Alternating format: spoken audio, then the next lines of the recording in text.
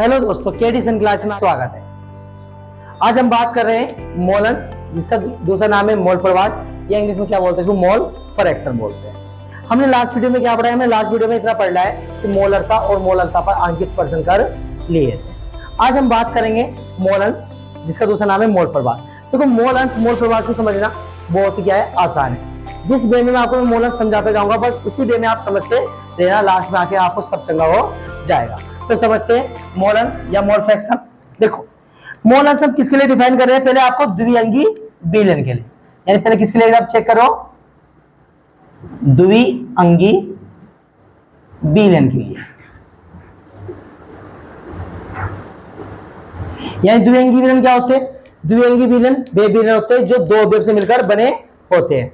जैसे कि मान लिया कि आपने पानी में चीनी डाल दी, तो पानी और चीनी का जो मिश्रण है, तो उसमें वो समांगी मिश्रण, उसे हम क्या बोलते हैं? विलयन बोलते हैं। और उस विलयन में आपके क्या है? दो अवयव, एक पानी है और एक चीनी है। आपने पानी में नमक बोल दी, तो वो भी आपका क्या है? विलयन है। उसमें भी क्या आपके दो अवयव है, एक पानी और एक नमक। यानी जो दो अवयव से मिलकर बने होंगे उन्हें हम क्या बोलेंगे? द्विअंगी विलयन। सही।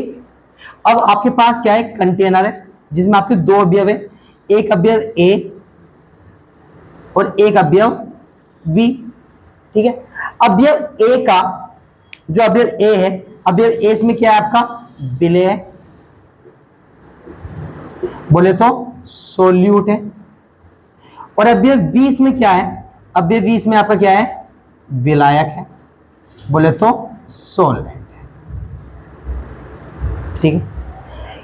विलयन में जो आपका ए है, जो आपका विलेय है, इस विलेय के जो नंबर ऑफ मोल्स है, बोले तो मोलों की संख्या है, वो कितनी मान ली मैंने? एन ए मान ली। स्मॉल एन आएगी वैसे। और विलयन में जो आपका बी है, बोले तो विलायक है, वो विलायक के नंबर ऑफ मोल कितना मान लिया मैंने? बोले तो मोलों की संख्या कितनी मान ली मैंने? एन वी मान ली। अगर मुझे विलयन के कुल मोल्स लिखने हैं, कुल मोलों की संख्या लिखनी है, तो कैसे लिखोगे? Number of mole, total number of mole solution में, विलयन के कुल मोलों की संख्या।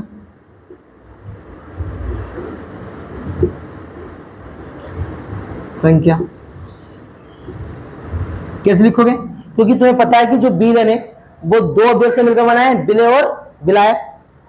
अब आपके विलेय के मोल और विलायक के मोल दोनों को आपस में क्या कर दो? ऐड कर दो, मतलब जोड़ दो। आपको विलयन के कुल मोलों की संख्या देखने को मिल जाएगी, बोले तो Na प्लस एन। यहां तक का बताओ, यहां तक बिल्कुल समझ में आया?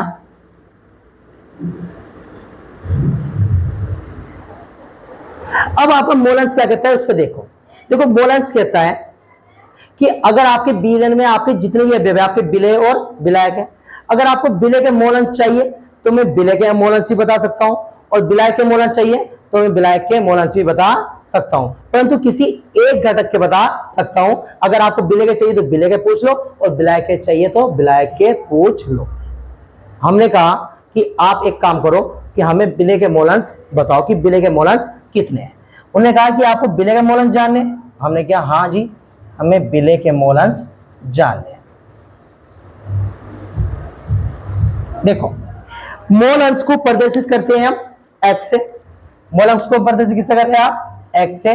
और आपका विलेय, विलेय को आपने किससे प्रदर्शित कर रहा है? ए से। तो शॉर्ट में लिख देंगे इसको हम एक्स ए। तो ये कहेगा कि जिसके भी नंबर ऑफ मोल चाहिए, मतलब किसके भी मोलों की संख्या चाहिए, उसको ऊपर लिख दो। मतलब हमें किसका अवयव चाहिए? विलेय के, तो हमने विलेय के मोलों की संख्या क्या कर दी? ऊपर लिख दी। विलेय के मोलों की संख्या।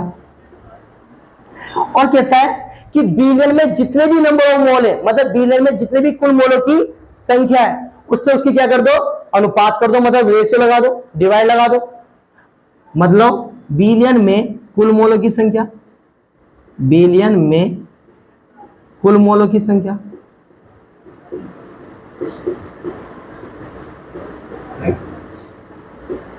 और आपको जिसके चाहिए उसके मोलन्स देखने को मिल जाएंगे। मतलब विलेय के मोलन्स चाहिए थे तो आपको विलेय के मोलन्स देखने को मिल जाएंगे। इसको आप शॉर्ट में कैसे लिख सकते हो? देखो, ये आपका एक्स है, विलेय के मोलों की संख्या कितनी मान लिया आपने? एन है, तो ये हो गया आपका एन है। अपॉन बिलियन के कुल मोल की संख्या। बिलियन आपका 2 बेस से मिलकर बनता है, बिलियन के मोल प्लस बिलाय के मोल, तो कितना आपका Na plus Nb, Na plus Nb। ये क्वेश्चन कितनी होगी आपकी ए। हमने कहा अगर हमें बिलाय के मोलस लिखना पड़ जाए तो हम क्या करेंगे, तो उन्होंने कहा अगर आपको बिलाय के मोलस निकालने हैं, हमने कहा हाँ जी हाँ बिलाय के मोलस निकालने, बिल्कुल जल्दी बताओ। बिलाय के मोलस, तो उन्होंने कहा कि अगर आपको बिलाय के मोल से निकालने यानी XB क्यों है, क्योंकि मोलस आपको X प्रदर्शित कर रहा है और आपका B क्या रिप्रेजेंट कर रहा है, आपका बिलाय को क्या कर रहा है, प्रदर्शित कर रहा है। तो यानी आपको जब बिलाय के मोलों की संख्या क्या कर देनी है, ऊपर रख देनी है। कहना क्या मतलब है समझो, यानी आपको आपकी बात क्या करनी है, बिलायक के मोलों की संख्या, क्या लिखते हैं संख्या, और बिलियन में जितने भी टोटल नंबर ऑफ मोल है यानी बिलियन में कुल मोलों की संख्या, उससे उसकी क्या कर दो, डिवाइड लगा दो। बिलियन में कुल मोलों की संख्या, आपको जिसके चाहिए उसके मोलस देखने को मिल जाएंगे, मतलब बिलाय के चाहिए तो यहाँ बिलाय के मोलस देखने को मिल जाएंगे। इसको शॉर्ट में कैसे लिख सकते हैं, बिलाय के मोलों की संख्या, बिलाय के मोलों की संख्या कितनी मान ली मैंने, Nb। बिलियन के कुल मोलों की संख्या कितनी मानी की, Na प्लस Nb निकाल के, क्योंकि बिलियन में बिले और बिलायक है, यानी कि Na प्लस Nb। ये आपकी समीकरण कितनी हो गई, 2। अब आपको क्या करना है, समीकरण एक समीकरण 2 को क्या कर देना है, जोड़ देना है। समीकरण 1 वे समीकरण 2 जोड़ देना, और यहां से क्या देखने को मिल सकता है, ध्यान से जोड़े क्वेश्चन फर्स्ट क्वेश्चन सेकंड को यहां जोड़ते हैं, देखो ध्यान से। लेफ्ट हैंड जुड़ेगा, राइट हैंड जुड़ेगा, यानी LHS जुड़ेगा, RHS जुड़ेगा, XA प्लस का XB इक्वल टू इधर कितना है, Na upon Na plus Nb plus इसका कितना है, Nb upon Na plus Nb। ठीक है, अब तुम्हें पता है जब भिन्नात्मक फॉर्म होती है कि भिन्नात्मक फॉर्म में जितने भी हर होते हैं अगर हर सेम होते हैं तो उसको एक बार लिखते हैं, ऊपर वाला नंबर सेम टू सेम लिख देते हैं, यानी कि XA प्लस XB यहाँ हो जाएगा Na प्लस Nb, ऊपर वाले नंबर को दोनों को जोड़ दिया और इन दोनों में से आप एक नंबर लिख लो, Na प्लस Nb। ये सेम टू सेम करके कितना आ जाएगा, 1 आ जाएगा, यानी XA plus XB equal to 1। ठीक है, यहां से क्या चीज समझ में आ रही है, यहां से कहने का क्या मतलब बैठ रहा है, थोड़ा ध्यान से सुनो। यहां से कहने का मतलब ये है, ये तो हमने द्विअंकी बिलियन के लिए चेक करा है, ऐसे आप त्रिअंकी के लिए भी चेक कर सकते हो। तो इसका कहने का मतलब ये है कि बिलियन में जितने भी समसत क्या है, जितने भी अवयव है उनके मोलों की संख्या का जब आप योग कर रहे हो वो सदैव आपको एक ही देखने को मिलेगा। ये स्टेटमेंट मैं आपको लिखता हूं, यानी कहना मतलब ये है कि बिलियन में समसत अवयव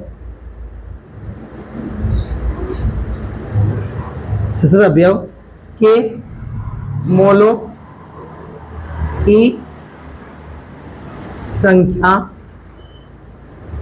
का योग 1 होता है। आएगा समझ, यानी बिले आपको क्या बताता है, बिले बोलता है सॉरी आपको मोलस क्या बताता है, मोलस आपको सिर्फ यह बताता है कि बिलियन में किसी भी एक अवयव के मोलों की संख्या ले लो और बिलियन में उपस्थित कुल मोलों की संख्या ले लो, उसका आपस में क्या कर दो, अनुपात कर दो, जिसके अवयव लिए हैं उसके मोलस देखने को मिल जाएंगे। अगर आपको अवयव ए के मोलस निकालने हैं तो आपको ए के मोलस मिल जाएंगे, अवयव बी के निकालने हैं तो अवयव बी के मोलस देखने को मिल जाएंगे। यही आपको क्या कहता है, मोल अंश समझाता है। आई बात समझ में, तो इसकी थोड़ी सेक्शन को लिखता हूं, यानी रोक दे वीडियो। हाँ दोस्तों, अब मैंने इसकी थ्योरी सेक्शन लिख दी है। थ्योरी सेक्शन क्या कह रही है, बिलियन में उपस्थित किसी एक अवयव के मोलों की संख्या, यानी अगर आपको बिले के चाहिए तो बिले के, और ब्लैक चाहिए तो ब्लैक के, एक मोल की संख्या, बिले के मोल की संख्या या ब्लैक के मोल की संख्या, तथा बिलन में उपस्थित कुल मोल की संख्या, बिलन में कुल मोल की संख्या, बिलन में कुल मोल की संख्या के अनुपात। जब आप क्या कर रहे हो, अनुपात कर रहे हो, रेशियो कर रहे हो, आपको मोल अंश क्या करते हैं, उसको हम क्या बोले, मोल अंश कहते हैं। ठीक है, इसे हम एक्स से क्या करते हैं, प्रदर्शित करते हैं। और मान लिया बिलन में बिले के जो मोल अंश है वो कितना मान लिया था मैंने, Na, और तथा बिलाई के मोल अंश कितना मान लिया था मैंने, Nb। आई होप आपको क्लियर हो गया होगा। ठीक है, अब हम इस मोल अंश को क्या लेके चले, त्रिअंगी बिलन के लेके चले और देखते हैं कि ये वाली बात बिल्कुल सही है या नहीं है। ये बात क्या कह रही है कि बिलन में जितने भी अवयव है उनके मोलों की संख्या का जो योग है वो कितना आ रहा है, 1 आ रहा है। तो हम चेक करते हैं त्रिअंगी बिलन के लिए। हाँ दोस्तों, अभी आपने क्या पढ़ा है, अभी आपने इतना पढ़ लिया है कि XA plus XB equal to कितना है, 1। ठीक है, आपने इतना पढ़ लिया है। अगर देखो द्विअंगी बिलन किसके लिए चेक करते हैं आप, द्विअंगी बिलन के लिए, द्विअंगी बिलन। देखो द्विअंगी बिलन में अगर आपको लगता है कि किसी एक अवयव के मोल अंश आपको पता है, मतलब बिले के मोल अंश पता है या बिलाय के मोल अंश पता है, और दूसरे के आपको निकालने हैं, तो आप इस फार्मूले की मदद से निकाल सकते हो। यानी कि द्विअंगी बिलन में किसी एक अवयव के मोल अंश ज्ञात हो और दूसरे अवयव के मोल अंश ज्ञात करने हो, तब आप क्या कर सकते हो, फॉर्मूला ले सकते हो। देखो XA, ये प्लस कर जाके माइनस का, तो 1 माइनस क्या हो जाएगा, XB, या XB निकालना है, बिलायक के मोल अंश निकालने हैं, तो ये प्लस कर जाके माइनस का हो जाएगा XA। यानी आप इन दोनों में कोई से फार्मूला ले सकते हो। अगर बिलायक के मोल अंश पता है तो बिलायक 1 में से बिलायक के घटा दो, बिले के मोल अंश निकल जाएंगे। अगर आपको बिले के मोल अंश पता है तो 1 में से बिले के मोल अंश घटा दो, बिलायक के मोल अंश मेरे को देखने को मिल जाएंगे। ठीक है, अब हम बात कर रहे हैं किसके मोल अंश, त्रिअंगी बिलन के लिए। त्रिअंगी बिलन के लिए चेक कर रहे हैं। देखो मान लिया कि आपके पास क्या है, कंटेनर है, और एक कंटेनर जो ये है वो कौन सा बिलन है आपका, इसमें त्रिअंगी बिलन, त्रिअंगी बिलन। देखो त्रिअंगी बिलन वे बिलन होते हैं जो आपके 3 अवयव से मिलकर बने होते हैं। जैसे मान लिया कि आप एक शरबत वगैरह बना रहे हो कि आपने पानी डाल दी, चीनी डाल दी और नींबू डाल दे, तो आप क्या होगा, इसमें 3 अवयव हो गए, तो ये आपका क्या कहलाएगा, त्रिअंगी बिलन कहलाएगा। ठीक है ना, यानी इसमें आपके अवयव A भी होगा, अवयव B भी होगा, अवयव C भी होगा। तीनों के मोल अंश मैंने कितने मान लिए, इसके मोल अंश मैंने मान लिए Na, अवयव B के मोल अंश कितने मान लिए मैंने, Nb, और अवयव C के मोल अंश कितने मान लिए मैंने, Nc। सही है। अगर मुझे बिले के मोल अंश, सॉरी अवयव A का मोल अंश लिखना है, अगर आपको अवयव A के मोल अंश लिखना है तो कैसे लिखोगे, जिसके मोल अंश लिख रहे हैं उसके मोलों की संख्या ऊपर अपॉन बिलियन में कुल मोलों की संख्या। क्या जब आप अनुपात करोगे वो क्या कहलाता है, मोल अंश कहलाता है। यानी कि हमारा अवयव A का मोल अंश चाहिए तो अवयव A के मोल ऊपर लिख दो, यानी कि Na, बिलियन में कुल मोलों की संख्या, बिलियन में कुल मोलों की संख्या कौन है, Na प्लस Nb और Nc, तीनों से इसकी क्या कर दो, डिवाइड कर दो। ठीक है, और आपको अवयव A के मोल अंश देखने को मिल जाएगा। समीकरण बना के छोड़ दो। फिर आपको चेक करो अवयव B के मोल अंश, यहाँ पर क्या निकल गया, XA, और ये आप चेक कर रहे हो XB। यानी अवयव B के मोल अंश कैसे निकलेंगे, यानी जिसके मोल अंश आपको चाहिए उसके मोल अंश ऊपर लिख दो, अपॉन बिलियन के कुल मोलों की संख्या से उसका क्या कर दो, अनुपात कर दो, आपको उसके मोल अंश देखने को मिल जाएंगे। यानी कि हमें अवयव B के मोल अंश निकालने हैं, तो अवयव B के मोल अंश को क्या लिख दोगे, ऊपर लिख दोगे NV, और बिलियन में कुल मोलों की संख्या से क्या लगा देंगे, अनुपात लगा देंगे, यानी कि Na plus Nb plus Nc। आपको जिसके चाहिए, मतलब अवयव B के चाहिए तो अवयव B के मोल अंश देखने को मिल जाएंगे। यानी समीकरण कितनी मान लो इसको, 2। अगर हमें अवयव C के मोल अंश लिखना है, तो यहां से हो जाए XC, यानी किसके चाहिए आपको, जिसके चाहिए उसके ऊपर मोल अंश लिख लो। यानी आपको चाहिए अवयव C के मोल अंश चाहिए, तो आप लिखोगे अवयव C के मोलों की संख्या क्या लिख लो, ऊपर लिख लो। अवयव C के मोलों की संख्या कितनी है, NC, अपॉन बिलियन में कुल मोलों की संख्या से क्या कर दो, अनुपात कर दो, Na plus NB plus NC।